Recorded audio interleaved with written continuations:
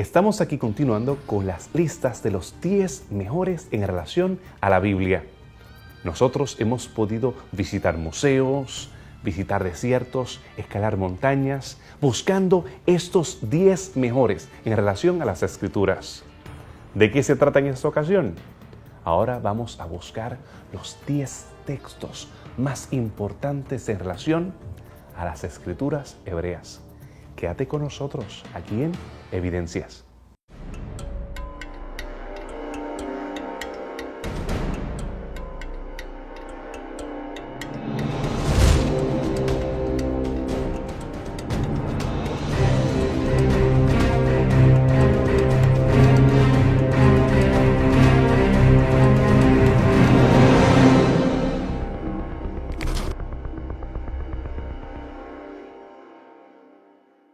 Bienvenidos a tu programa de Evidencias, continuando con esta serie de artefactos, lugares y textos en relación a la Biblia. Nosotros nos hemos beneficiado de sus comentarios a través del Facebook.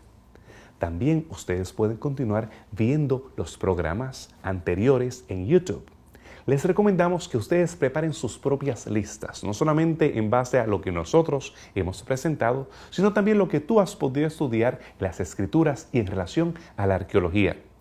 En esta ocasión vamos a ir a visitar algunos de los museos del mundo, en los cuales hay algunos de los textos más relevantes en relación a las Escrituras.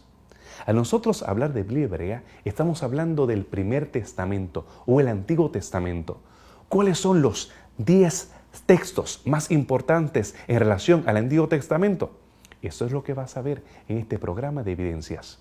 En el lugar número 10, y precisamente está en el lugar número 10 porque han sido rodeadas de misterio y acusaciones de ser falsificaciones, se encuentran dos inscripciones. En este caso vemos esta parte de una estela de Joás. Es una estela la cual, si fuera cierta la veracidad de la misma, es una de las pocas evidencias que pudiésemos tener del santuario de Salomón.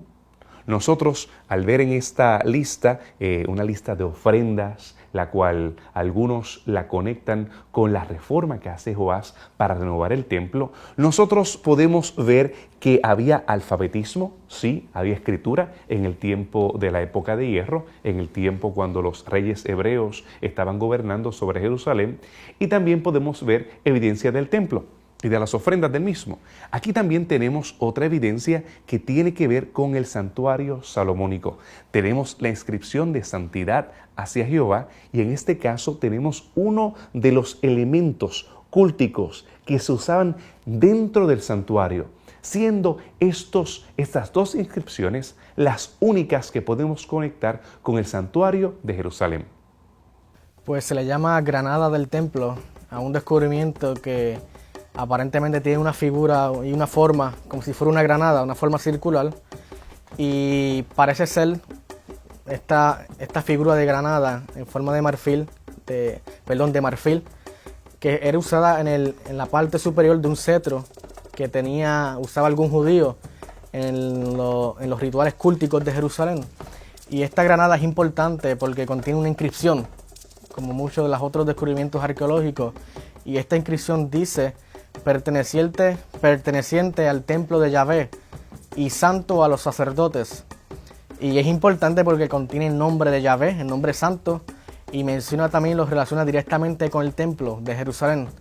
Y se cree, por lo menos, que este instrumento tenía alguna relación con algún ritual que se hacía en el templo de Jerusalén y era parte de otra pieza que quizás era un cetro, no se sabe, y que estaba en la parte superior, y los judíos los utilizaban para alguna cosa o algún ritual que desconocemos. Y si esto es cierto, pues puede ser uno de los pocos descubrimientos que tenemos actualmente que están relacionados directamente con Jerusalén y su templo. Y esta granada fue descubierta afortunadamente en un mercado de las antigüedades de Israel y fue comprada alrededor de $550,000, ya que una persona lo tenía y lo estaba vendiendo. Y cuando se dieron cuenta de que esto tenía una inscripción y parecía ser relevante para la historia bíblica y de los judíos y el templo de Jerusalén, pues rápidamente la compraron a ese precio tan alto. Así que es un descubrimiento que fue inesperado pero un descubrimiento importante porque contiene esta inscripción y está relacionado con el templo de Jerusalén. En el número 9 tenemos algunos textos que vienen desde Mesopotamia, la tierra entre ríos. Y tenemos algunas de las tabletas que se encontraron en Nuzi. Aquí hay costumbres, tradiciones y diferentes aspectos culturales que imperaban en la época patriarcal. En el caso de las tablillas de Nuzi, se habla acerca de el dejarle la primogenitura a uno de sus siervos. Nosotros podemos tener evidencia de cuando se daban dotes para poder casarse con las jóvenes. También el orden que se debían casar las mismas.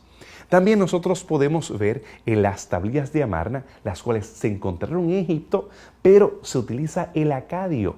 Era la lengua franca, la lengua oficial para toda esta región. Vemos reinos, en este caso reinos de Canaán, los cuales tenían una íntima relación, soberano vasallo, con Egipto, las cuales están pidiendo auxilio, estas ciudades-estado, pidiendo auxilio de los Japirus, que muchos los relacionamos con los hebreos, aunque no todos los Japirus eran hebreos. También nosotros podemos ver relaciones que había entre Mari, Babilonia y otros centros importantes de Mesopotamia con Egipto en ese tiempo. Y también tenemos los textos que hablan de cosmogonías, en este caso la épica de Gilgamesh, los cuales son relatos que nos hablan acerca del origen del universo según la versión que se tenía en Mesopotamia. Las tabletas Nuzi son muy importantes no solo para nuestro entendimiento del uso del idioma acadiano y el escrito cuneiforme, sino también para nosotros poder encontrar paralelismos dentro de algunas de las costumbres que se hallan en el Génesis, como las costumbres de matrimonios, el intercambio de derechos el uno al otro y otras diferentes costumbres que encuentran paralelos justamente en este tipo de textos llamados las tabletas Nuzi. Ustedes pueden ver a mano izquierda aquí una serie de conjuntos de tabletas en lenguaje cuneiforme. La mayoría de estas son de la ciudad de Ur, en Mesopotamia, de donde era posiblemente Abraham. Y entonces aquí tenemos varios diferentes tabletas. Ustedes pueden ver cómo eran hechas de barro y luego con un stylus, una especie de instrumento con una especie de palito vegetal, se imprimía en la tableta de barro las diferentes conjuntos de líneas que tenían líneas y un conito, de ahí el idioma cuneiforme, el nombre cuneiforme. Y de la combinación de estas rayas con conitos, entonces daba la formación de sílabas y a veces de letras, dependiendo, y a veces de nombres completos. Y nuevamente estas se encerraban en tablitas de barro donde se protegían. Era lo que hoy en día nosotros hacemos con las cartas, que en vez de usar barro usamos papel. Entonces escribimos en un papel y luego lo metemos en un sobre y lo mandamos por correo. Bueno, esta es la versión antigua justamente de eso. Y en estas tabletas Nuzi, como les decía, hay muchos paralelismos en cuanto a costumbres que nosotros encontramos en el libro de Génesis, sobre todo en el libro de Génesis, que tienen paralelos justamente en las costumbres que se reflejan en estas tabletas, sobre todo de índole administrativo. Pero dentro del conjunto de tabletas de lenguajes cuneiformes hay varias que son muy trascendentales, ya no las Nuzi, sino tabletas como la época de Gilgamesh y de Atrahasis, que reflejan justamente versiones diferentes, pero que reflejan la versión diferente de la historia del diluvio. Inclusive tiene mucho paralelismo también con la historia de la caída de Adán y Eva. Por lo tanto, vemos que en el Antiguo Oriente, a través de estos escritos, todo el mundo entendía de que había habido un diluvio a nivel mundial, por lo menos a nivel de toda la zona, que todo se había inundado, que había una destrucción masiva a través de un diluvio. Nuevamente encontramos eso no solo en el texto bíblico, sino en otros textos cuneiformes como Gilgamesh, Atrahasis y otras leyendas, en donde se refleja el mismo evento, quizás de una perspectiva diferente, con mitología diferente, pero que nuevamente todos llevan al mismo concepto de que en algún momento en la historia de este mundo ocurrió un diluvio que fue una destrucción masiva y donde muchas personas perdieron su vida y muchas ciudades fueron destruidas. Hemos llegado al número 8 Y en este caso tenemos tal vez la representación de uno de los reyes israelitas. Algunos sugieren que es el único retrato que tenemos de los reyes hebreos. Jehú.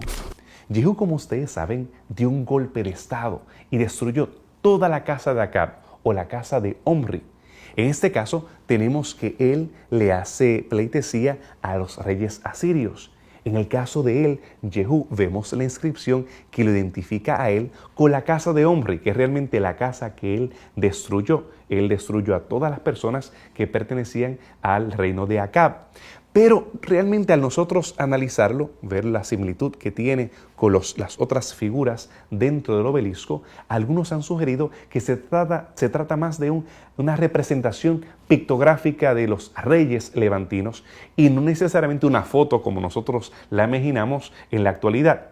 Lo importante, independientemente si nosotros podemos ver exactamente la figura de Jehú, nosotros sí podemos tener la seguridad de que esta evidencia extra bíblica reconoce a uno de los personajes centrales en la Biblia como identificado en el registro arqueológico. Uno de los monumentos más importantes que se han descubierto que se identifican con la época de los asirios en Mesopotamia es justamente lo que hoy se denomina como el obelisco negro. El mismo fue descubierto aproximadamente en el año 1846 después de Cristo por un arqueólogo británico llamado Henry Layard. Layard descubrió este monumento en la ciudad antigua de Nimrud, también conocida como la ciudad de Calá, en donde el culto a diferentes dioses, sobre todo el dios Nabu, llegó a ser muy prominente. Bueno, dentro de sus expediciones logró encontrar un monumento atribuido al rey asirio Shalmaneser el III. Este monumento, del cual tenemos una réplica aquí en el Museo de Arqueología de Andrews, el Horn Museum, es muy importante porque nos refleja, nos da información que nos ayuda a entender un poco el texto bíblico. Si ustedes se dan cuenta, el monumento en sí es negro porque es hecho justamente de piedra negra, de caliza. Tiene la forma de lo que llaman un zigurat, que es un templo, una forma de templo específica, muy famosa en el área de Mesopotamia, caracterizada por los diferentes niveles, de un nivel más ancho, especie de rectangular o cuadrado, hasta llegando hasta los niveles más altos o el más pequeño. De hecho, una de las fascinaciones que siempre encerró a los exploradores que iban a Mesopotamia era encontrar el famoso zigurat de la ciudad de Babilonia. Bueno, este monumento se hizo siguiendo los modelos de los zigurat y estaba basado en diferentes líneas. Ustedes pueden ver que se describe en la parte superior la campaña militar de Shalmaneser el III y luego hay una serie de depicciones pictográficas, depicciones de personas o de reyes o de dioses o de figuras que corroboran justamente todo el texto que está en la parte superior. Lo pudiéramos ver como una especie de fotografía antigua de hechos reales que ocurrieron. Y dentro de este mismo se describe aquellos reyes que Shalmaneser el III había logrado dominar y que ahora iban a Siria, en este caso quizá a la ciudad de Calá, a pagarle tributos para que Asiria los protegiera y al mismo tiempo someterse bajo el yugo de los asirios.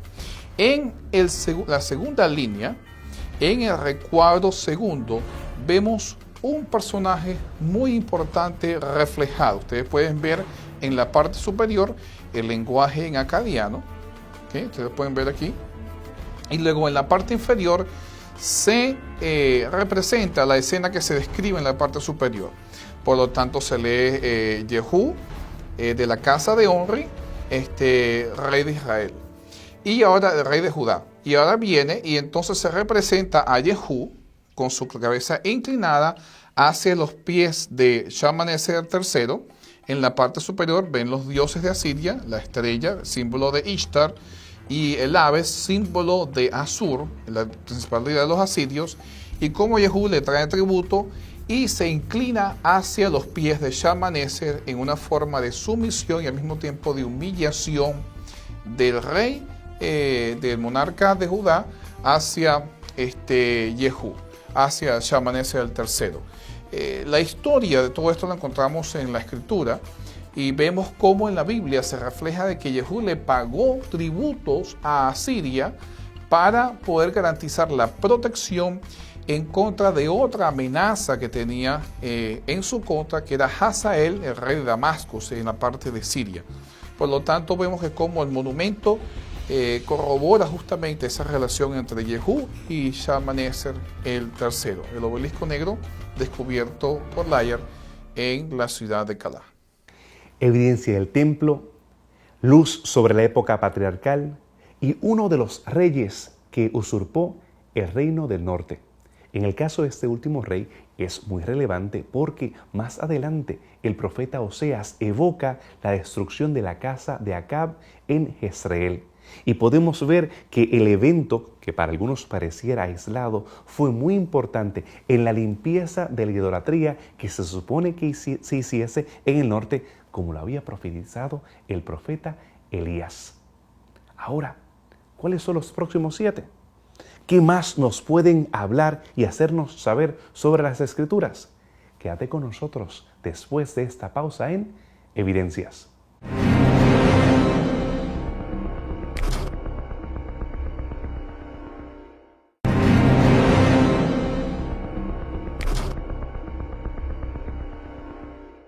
Qué bueno que te has quedado con nosotros para conocer más acerca de los textos que más nos iluminan a las Escrituras hebreas.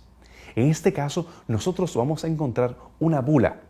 La bula se trata de cuando se pone un sello sobre la cera o sobre el barro, tenemos la imagen de este sello. En este caso tenemos a Baruch. Este Baruch lo conectamos con el Baruch del libro de Jeremías, porque tenemos la relación familiar juntamente identificada aquí en la bula. No solamente eso, tenemos probablemente la huella digital de Baruch. Tenemos uno de los hombres que fue autor de uno de los capítulos de la Biblia, el último capítulo de Jeremías, se le adjudica a Baruch porque hasta aquí habían llegado las palabras de Jeremías y él fue el amanuense, el secretario. Esta es una de las evidencias para mí más impresionantes, ver la mano o una de los dedos de la mano de alguien que escribió las Escrituras hebreas.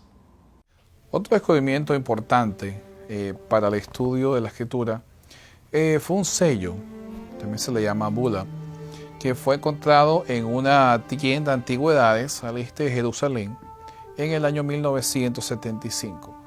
Es un sello pequeño donde evidentemente se usaba para documentar o para verificar la veracidad o quién era el dueño de cierto documento. Y en este sello aparece una inscripción interesante, aparecen varias líneas. La primera es perteneciendo, con una preposición, un lame, que perteneciendo a, y aparece el nombre de Berek Yahú, que se equivale justamente quizás al hebreo de el nombre Baruch, el famoso escriba, colaborador con el profeta Jeremías, que grabó justamente el libro. Era el escriba que se encargó de finalmente terminar la redacción y hacer toda la composición del escrito del profeta. También aparece la segunda línea, hijo de Neri Yahu, que también, nuevamente, cuando se menciona a Baruch en el libro de Jeremías, también se le menciona el nombre de su padre como hijo de Neri. Así que tenemos una evidencia extra bíblica de la existencia de este profeta. Y otro aspecto importante es que en este sello aparece una huella dactilar, y se especula de que posiblemente la huella dactilar de este escriba que aparece en el contexto bíblico. Así que corrobora la existencia de un personaje llamado Baruch, hijo de Neri. Nosotros no solamente tenemos evidencias que provienen de Israel, tenemos cuerpos de literatura que vienen de los vecinos, como lo hemos visto en el caso de los mesopotamios. Pero hay alguien más cerca, los moabitas. La piedra moabita encontrada en Dibón, en la zona de Transjordania, aquí tenemos una referencia no solamente a algunos de los protagonistas de la Biblia hebrea, sino que también tenemos una referencia a David. De las pocas evidencias que tenemos del rey David, la misma fue preservada cuando se le puso un paño sobre la piedra antes de ser destruida por los beduinos para ver si había oro dentro de la misma. Y tenemos una referencia a Beit David, a la casa de David. Estamos aquí con una de las piezas más importantes de la arqueología bíblica. Estamos hablando de la piedra moabita del rey de Mesa. Es esta que se encuentra justo atrás de mí. Esta piedra, que consta de 34 líneas escritas en paleohebreo, es una forma de escritura de hebreo antiguo, diferente del hebreo cuadrático que llegó tiempo después, relata un hecho muy interesante, y es el de la rebelión del rey de Mesa contra Israel. Como ustedes saben, esto se encuentra bien descrito en 2 Reyes capítulo 3, versículo 4. En esos versículos dice exactamente eso, cómo el rey de Moab se rebeló contra el reino de Israel.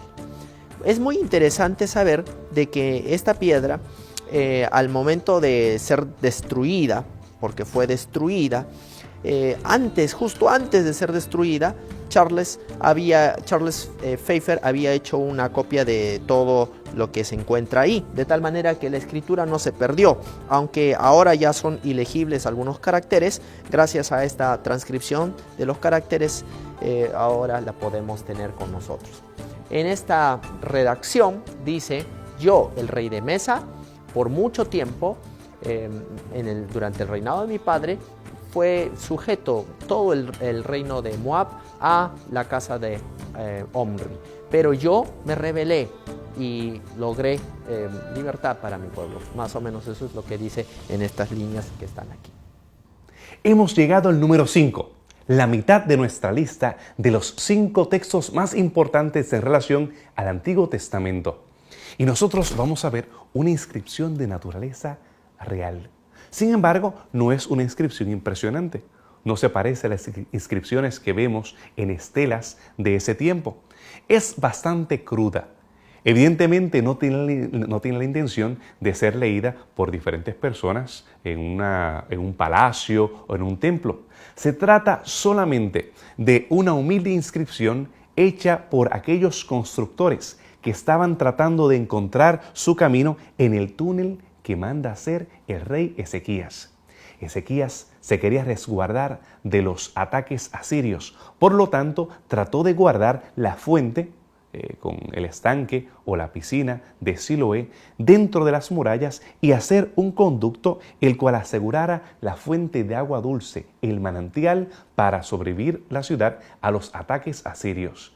Y aquí, en el punto donde ellos se encontraron, vemos que los trabajadores mismos, y eso lo hace más importante, porque no se trata de propaganda o algo que algún rey quiso dejar como legado en el pasado, sino se trata de la humilde inscripción de unos trabajadores que estuvieron trabajando fuertemente y ellos pudieron grabar la hazaña que ellos tuvieron que hacer. Cómo ellos siguieron más o menos una fisura natural, finalmente con solamente picos, palas e instrumentos manuales, fueron en un logro de ingeniería que nos sorprende hasta nuestros días, fueron cavando desde los dos lados hasta encontrarse finalmente. Algunos críticos han sugerido que esta inscripción no era correcta o que era un fraude. Sin embargo, se encontró material orgánico dentro de esta inscripción y se pudo corroborar que la misma sí databa del periodo de la época de hierro, unos 700 años antes de Cristo, tal como lo presenta la Biblia. Estamos aquí con una pieza muy importante de la arqueología bíblica. Estamos hablando de la inscripción del túnel de Ezequías. Como ustedes saben, la Biblia relata este acontecimiento de cómo el rey Ezequías mandó edificar un túnel que tendría 533 metros de largo. Esta inscripción fue hallada en 1880 por unos muchachos árabes y en ella dice justamente el momento, se relata justamente el momento cuando estaban a punto de lograr terminar el túnel y cómo los que picaban la piedra de un lado del túnel y del otro lado del túnel lograron encontrarse mutuamente. Debemos saber de que este túnel tenía la intención de traer aguas desde la fuente de Gihón hasta la fuente o la cisterna de Siloé, que estaba dentro de la ciudad. Este acontecimiento bíblico es relatado de manera muy interesante porque en el tiempo del rey Ezequías, el rey Ezequías estaba intentando prepararse para una futura invasión de Asiria. Y ustedes saben que en una invasión, una de las primeras cosas que se cortan son los suministros de agua. De tal manera que el rey Ezequías estaba tratando de asegurar la provisión de agua que iba a venir de fuera de la ciudad hacia adentro, de tal manera que iba a poder sobrevivir a este ataque del rey de Asiria. Los textos con los que nos hemos familiarizado tienen tono de realeza. En el caso de Baruch, estuvo con Jeremías frente a reyes en el palacio de aquellos monarcas de Judea. Tenemos esa estela monumental del rey Mesa, el cual celebraba cómo él pudo desligarse de Israel. Una historia que no encontramos en las Escrituras, pero nos presenta un capítulo interesante de las relaciones que había entre Israel y sus vecinos. Pero lo más importante es su mención del rey David. Y en último lugar, al nosotros poder ver la inscripción de Ezequías, por su humildad, sencillez, particularidad y al mismo tiempo importancia, porque nos habla acerca de la construcción de esa maravilla, como lo fue el túnel de Ezequías, nos hace reconocer que estos textos iluminan de manera muy especial las Escrituras. Pero todavía hay más en este conteo regresivo. Quédate con nosotros después de esta pausa aquí en Evidencias.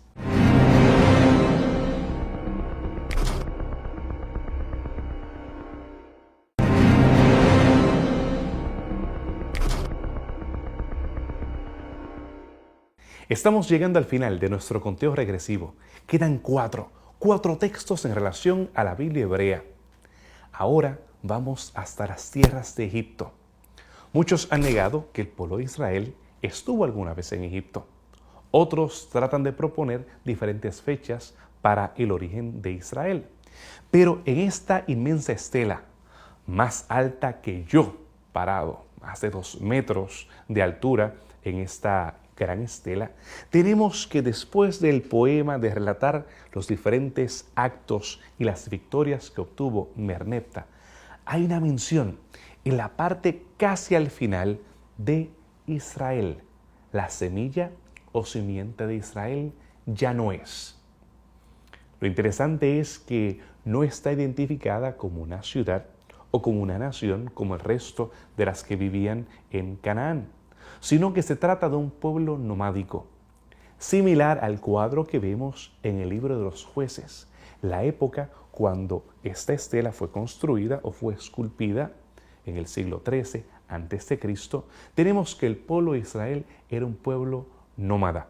Era un pueblo que estaba en el área de Transjordania y algunas de las tribus habían estado en la parte montañosa de lo que hoy conocemos como Judea, el centro y el norte de esta región. Por esa razón, esa mención particular la hace una mención importantísima en relación con Egipto y el pueblo de Israel. La estela de Merneptah es un artefacto arqueológico muy importante debido a que menciona por primera vez, arqueológicamente e históricamente, la palabra Israel por parte de la literatura egipcia. Y esto se debe a que no tenemos ningún otro registro de Israel en fuentes egipcias, ni siquiera sobre el Éxodo, sobre el Mar Rojo, sobre otros eventos históricos que están registrados en la Biblia. Pero este evento, esta mención de Israel en la estela de Merneptah, que es el nombre de un faraón, pues es la primera mención de Israel que encontramos en toda la arqueología del antiguo cercano oriente, y por eso es muy importante. Esta estela fue encontrada en 1896 por una persona que es muy conocida e importante en la arqueología, que se llama Sir Flinders Petrie.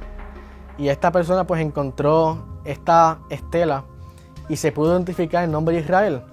Y esta estela menciona cómo este faraón pues estuvo en Palestina en campañas militares, y él menciona algunos lugares donde él estuvo atacando y conquistando, y entre esos lugares él menciona a Israel, y él menciona que Israel está destrozado, pero su simiente no lo está. Y este artefacto pues tiene algunas cosas interesantes que nos dan información sobre Israel. El primer punto interesante e importante sobre Israel es que nos muestra que tan temprano como en el año 1208 al año 1211, antes de la era común, ya Israel estaba presente en Palestina. Y esto es un punto muy importante porque algunos dicen que en verdad el éxodo fue tardío o que ellos llegaron a Canaán de manera tardía. Pero ya aquí ya tenemos un tiempo límite para cuando ellos llegaron a Canaán, porque ya en este año Egipto lo encontró en Canaán, ya estaba habitando allí Israel. Así que un poco antes de este tiempo, no sabemos cuánto, ya Israel estaba presente en Canaán. Ese es el primer punto importante que nos provee esta estela. El segundo punto importante es que esta estela provee una información antes del nombre de Israel. Es un determinante gramatical egipcio que, de acuerdo a la fuente egipcia, significa y se refiere a un grupo de raza étnica. Y es algo importante porque otras ciudades que se mencionan en la misma estela tienen un símbolo gramatical diferente a este. Israel se representa por medio de un símbolo gramatical que se refiere a un grupo de personas de raza étnica en vez de una nación o de una gente que está más o menos organizada. Y esto es importante porque para este periodo, que corresponde al periodo de los jueces, fue una época donde Israel estaba desorganizado. Y de acuerdo a lo que menciona el libro de Jueces, pues cada cual hacía lo que bien le pareciera en esta época. Así que esta es una época donde Israel está desorganizado. Y de acuerdo a esta fuente egipcia, Israel pues no estaba organizado como una nación. Y por lo tanto ellos utilizan un determinante gramatical egipcio específico para referirse a Israel como un grupo de personas de raza étnica en vez de una nación más o menos organizada. Y eso es un símbolo que es muy específico y corresponde a la época en la cual se data esta estela. El otro punto importante que nos provee información sobre Israel es que se muestra en esta estela, hay una figura pictográfica donde se muestra cómo se veían los israelitas de manera física desde el punto de vista de los egipcios. Así que esta no solamente es la primera mención de Israel, sino que posiblemente muestra de manera física cómo se veían los israelitas desde el punto de vista de los egipcios. Así que esta estela tiene mucha importancia porque provee mucha información que es integral, información importante para la comprensión de Israel y su llegada a Canaán. Ahora hemos llegado a la tercera en este conteo regresivo. ¿De qué se tratará? Bueno, ya no estamos hablando de Mesopotamia, tampoco de Egipto. Vamos ahora a llegar al mismo Israel. Este pequeño rollito o un amuleto hecho de plata fue encontrado in situ, en el lugar donde fue enterrado hace más de 2500 años atrás. Lo importante de esta inscripción es que es el pasaje completo más temprano que tenemos de las Escrituras, teniendo aquí la bendición sacerdotal, como se presenta en Números 6. También vemos que este texto incluye lo que algunos eruditos señalaban como yavista, eloísta, deuteronomista o sacerdotal. Vemos aquí dos escuelas, o así identificadas por la teoría documentaria de composición de la Biblia, demostrando entonces el origen unido o mosaico del Pentateuco. Por esa razón, este versículo bíblico se convierte en el número 3 entre los más importantes en relación al Antiguo Testamento. Quizás uno de los descubrimientos más trascendentales para nosotros datar la antigüedad, sobre todo del nombre o del uso del nombre de Yahweh como nombre personal de Dios, son unos amuletos, un amuleto que se encontró en el Valle de Hinnom. Hoy en día se conoce como Ketef Hinnom, porque Este mismo fue excavado en el año 1979, unas tumbas que se encuentran justamente al este de Jerusalén, en este valle.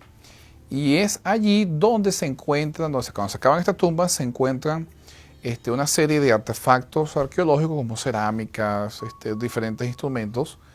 Y dentro de todo esto, una de esas tumbas contiene un amuleto que era un rollo, un tubito, donde dentro tenía una especie de inscripción. En esa inscripción no solo se encuentra el tetragrama o lo que se llama el nombre de Yahweh, sino que también se encuentra una copia exacta de una bendición sacerdotal, la cual nosotros la encontramos hoy en día en el libro de Números, capítulo 6. Y esta es una copia exacta. Y lo importante de esta, hay dos cosas trascendentales de esta inscripción, tres cosas trascendentales de hecho. Primero, la inscripción data más o menos de la época de David, posiblemente el siglo VII, quizás los principios del siglo VI antes de Cristo. Por lo tanto, es una inscripción bastante antigua. Segundo, es el uso o la evidencia que se encuentra más antigua acerca del uso del nombre Yahweh, y también evidencia acerca del libro de Números, que ya obviamente era canónico para la época de David. Así que encuentras, esas son dos cosas importantes. La tercera es que también muestra evidencia de ocupación en Jerusalén antes de la era babilónica. Así que vemos que es importante por esos tres tipos de implicaciones. Ocupación en Israel justo antes de la era babilónica, el hecho de que se encuentra una copia exacta de la bendición sacerdotal del libro de Números, lo cual nos da a entender de que el libro de Números para la época de David ya era un libro canónico y que era bastante conocido. Y tercero, que es la copia o la evidencia más antigua que tenemos del uso del tetragrama o el nombre de Yahweh dentro de la religión israelita. Obviamente esto es un amuleto que fue enterrado con su dueño porque era parte de las posesiones que el dueño se llevaba una vez que moría. Así que vemos que son bastante importantes, bastante trascendentales para nuestro estudio de la Escritura. La versión más temprana de Israel que tenemos en la historia antigua y el versículo más antiguo que tenemos de las Escrituras son indudablemente algunos de los más importantes textos en relación al Antiguo Testamento. ¿Pero qué falta? Tenemos todavía dos. Quédate con nosotros después de esta pausa para ver cuáles son los dos textos más importantes en relación a la Biblia hebrea.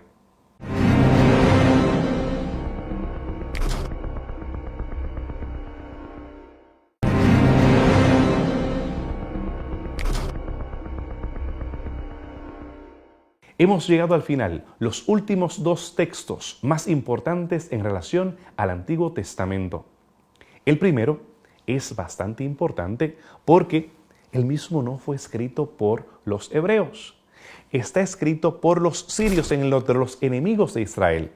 Está escrito en arameo y aquí se presenta Beit, casa, las primeras tres letras, como Bethlehem, casa del pan, y tenemos a David, Dalet, Vav, Dalet. David, la casa de David.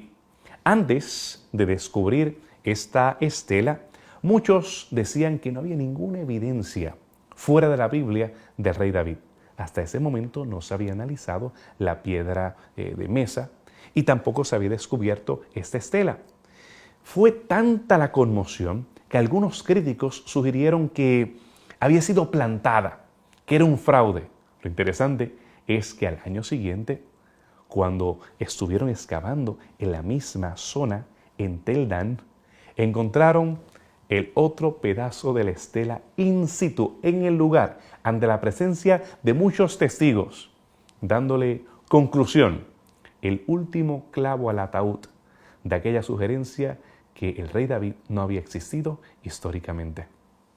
Dentro de los descubrimientos arqueológicos más importantes de este siglo, quizás diría uno de los dos o tres más importantes, está justamente la inscripción de Tel Dan.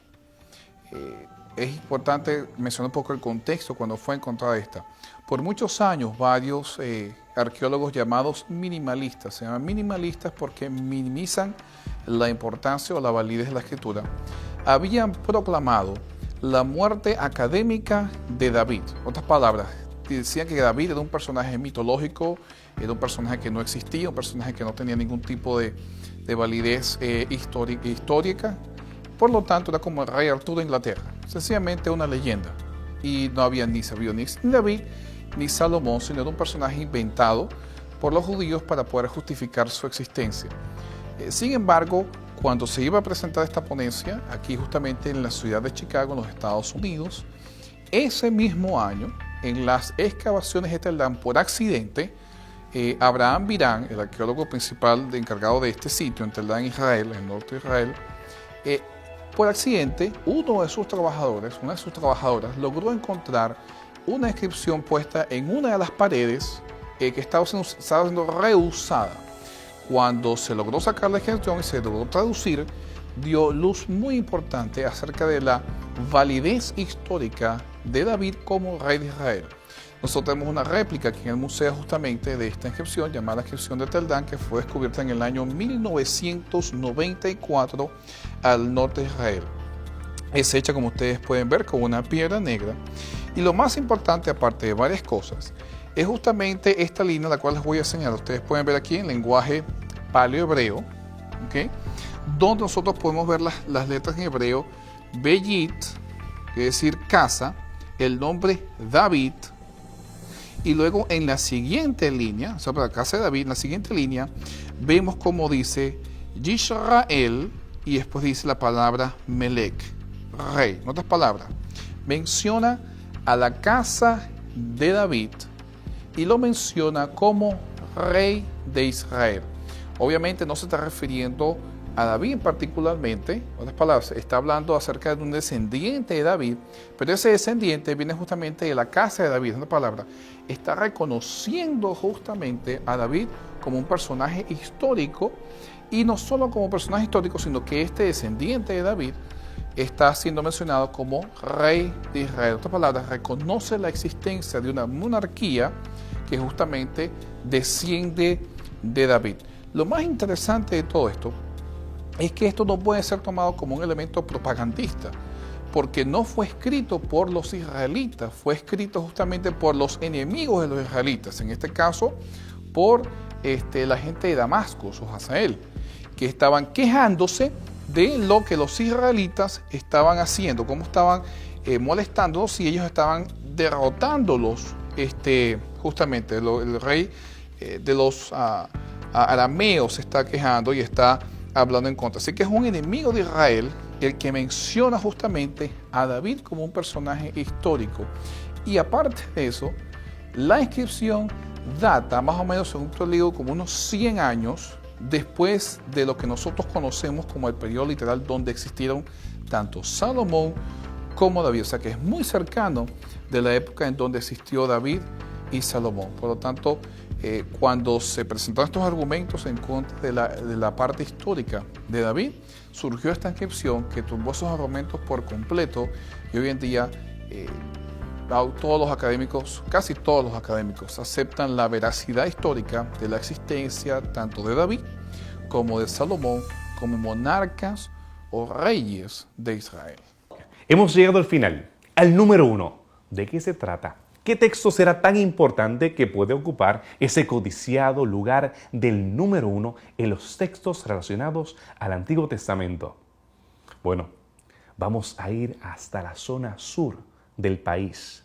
Estamos llegando cerca del Mar Muerto, una zona árida, únicamente bajo estas condiciones, el lugar más bajo el nivel del mar, donde no tenemos casi humedad, que se pudieron preservar los pergaminos. Estos rollos de piel que habían sido curados, preparados y escritos cuidadosamente hace más de 2000 años atrás.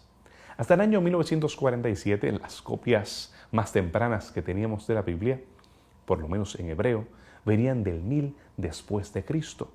Por lo tanto, algunas personas sugerían que, pudo haberse acomodado el texto se desarrolló o evolucionó a través de los siglos y tenemos un artefacto curado. Pero al encontrar el rollo de Isaías en su extensión, que a propósito, muchos sugerían que habían habido varios Isaías, por lo menos 3 Isaías. Pero en este caso tenemos solamente un rollo inmenso con el libro completo de Isaías. Tenemos no solamente a Isaías, tenemos fragmentos de otros textos, tenemos algunos de ellos muy pequeñitos, los cuales se tardaron más de 50 años en unir y todavía estamos publicando algunos de esos escritos, entre ellos Cuerpo de Literatura Cúltica que ellos tenían como secta, los esenios, tenemos libros apócrifos y tenemos la preciosa colección de los libros de la Biblia.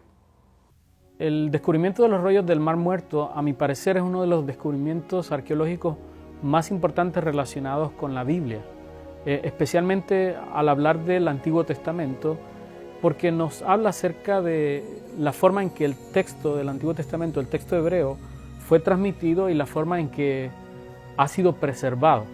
Siempre el cuestionamiento existía respecto a la calidad de los manuscritos que teníamos antes del descubrimiento de los rollos del Mar Muerto del Antiguo Testamento, porque tal vez no eran tan antiguos, y saber si realmente la Biblia, especialmente el Antiguo Testamento que teníamos, era el mismo que Jesús pudo haber leído. Así que la ausencia de manuscritos tan antiguos del Antiguo Testamento siempre traía esta duda respecto a si teníamos un texto confiable del Antiguo Testamento.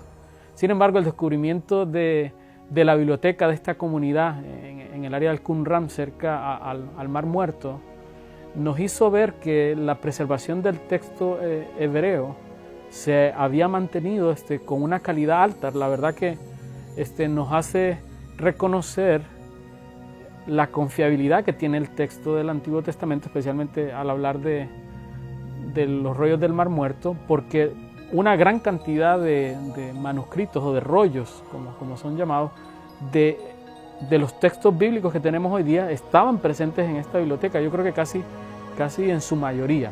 Si faltaría tal vez, por ejemplo, pocos libros serían el libro de Esther, que es mencionado, que no aparece, pero que teníamos el resto de lo demás. Recordemos que la Biblia del mundo antiguo no es una Biblia como tenemos hoy día, que es un solo libro, sino que eran diferentes rollos, así que no sabemos si en algún momento incluso existió, pero simplemente ya no lo encontramos.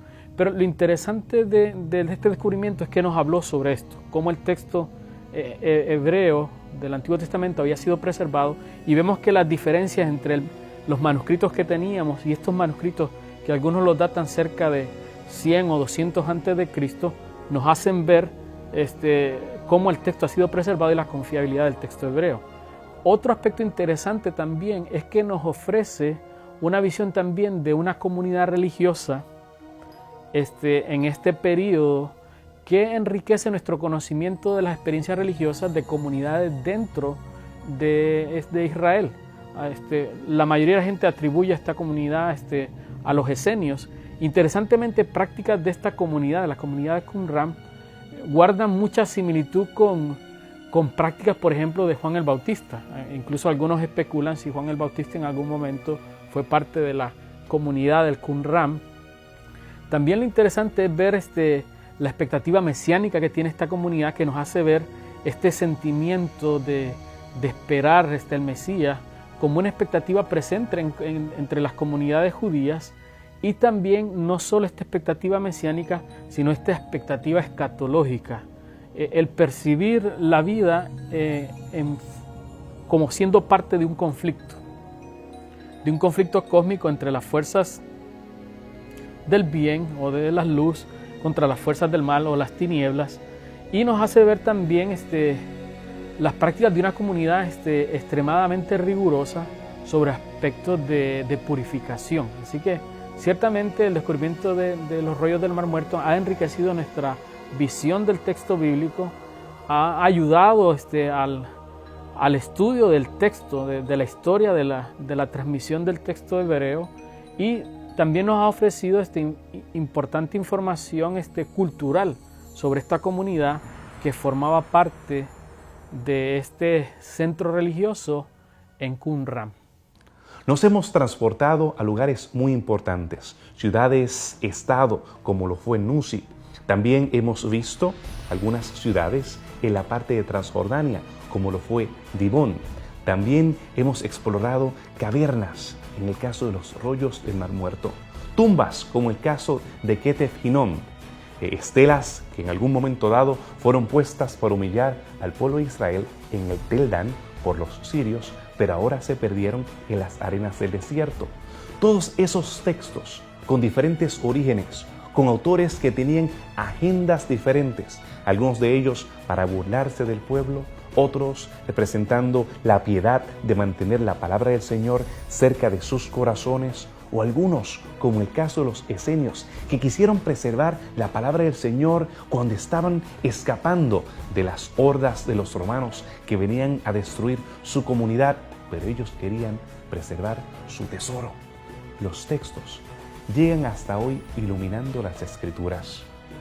Es maravilloso poder ver que aun cuando un gran faraón arrogante quería humillar al pueblo presentándolo como que su simiente ya no era en una de sus grandes estelas celebratorias, lo que hizo fue proveer evidencia para nosotros, más de 3000 años más tarde, poder ver cómo estos textos iluminan las Escrituras. Hoy, a pesar de que estos pasajes hablan acerca de personajes, situaciones, ciudades, eventos y sucesos que sucedieron hace milenios, ellos no son suficientes como para convencernos de la veracidad de las Escrituras. ¿Por qué? Porque el milagro del nacimiento del Espíritu Santo en tu corazón es el mejor argumento para poder convencernos. Aún así, racionalmente, cualquier persona que pueda ver esta evidencia puede reconocer la historicidad de la Biblia, puede reconocer que estos personajes sí existieron, pero para que se haga una realidad en tu vida, debes pedirle a Él que escriba la ley, su carácter en tu corazón y pueda realmente transformar tu vida. Ese texto está por escribirse. El Señor que escribió con su dedo un pacto en el corazón de su pueblo, está listo para escribirlo en tu corazón hoy.